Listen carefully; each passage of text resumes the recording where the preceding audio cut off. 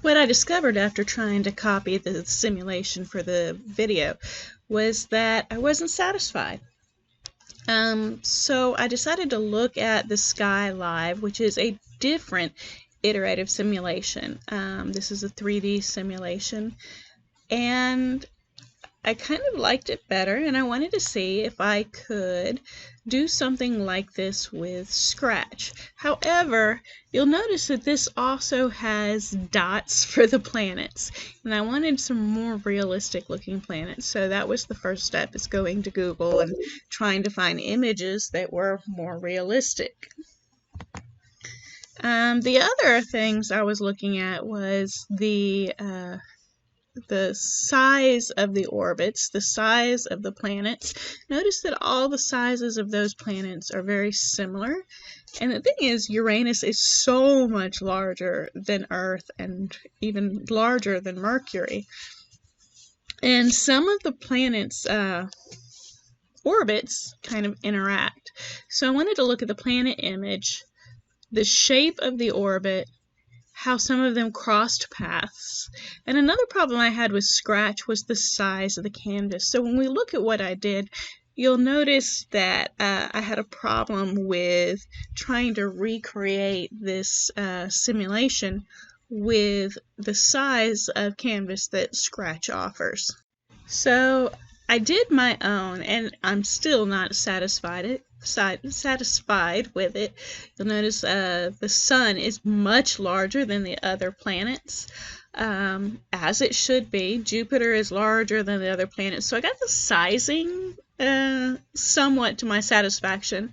Mercury is just a teeny tiny little pinpoint, as it should be in relation to the other planets. And my orbits do cross, but they're not exactly correctly done.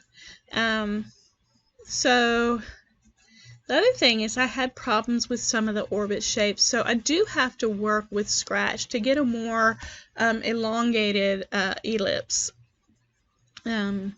So orbit speed, I also have to work in tweaking the orbit speed and which exact planets cross with the orbit paths. And again, you'll notice with the size of the canvas that Neptune is squashed in its orbit. So I wasn't happy with that either. But overall, giving myself an hour and never having done Scratch before, I thought I did pretty well. Thanks. The French Institute for Demographic Studies, or INED, gives us a simulation for population. So when I look at this, we have the UN simulation and the free simulation. I don't know what the difference is between the two. I'm actually 49 right now. I was born in 1971. Let's go to when I will be 73. So let's see, 1971.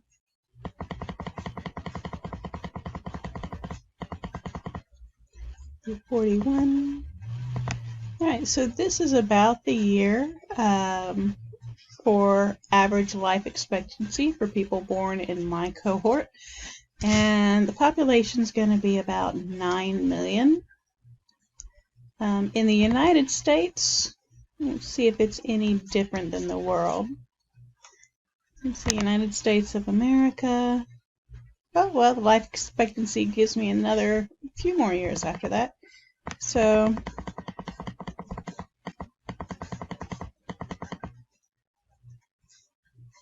'71, '72, '73, '74, '75, '76, '77, '78, and 78.9. Let's go 2050.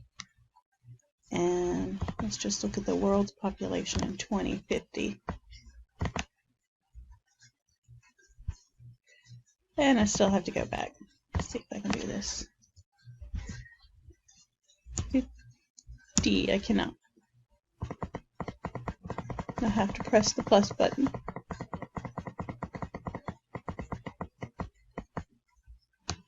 And so the world's population at my life expectancy in um, America anyway would be 9.8 billion, so almost 10 billion. So I also looked at biology simulations, and this is a population dynamics simulation. So not people necessarily, but some animals, predatory, prey. We're going to look at the simulation for this. Predators and prey. So the brown are the prey and predators, and the blue are the prey, and the green, of course, is the grass they feed on.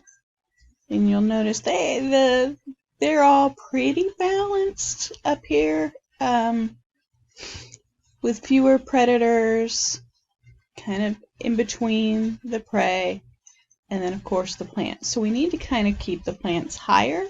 What happens if the plants go lower than the prey? Let's run this simulation again. We get nothing. In a very short period of time, we get nothing. So let's keep the plants higher. We'll run the simulation again. And again, lots of prey, and predators are still in there. Let's increase the reproduction of predators. Just by one, not by a whole lot. Notice that the prey drops pretty low. Alright,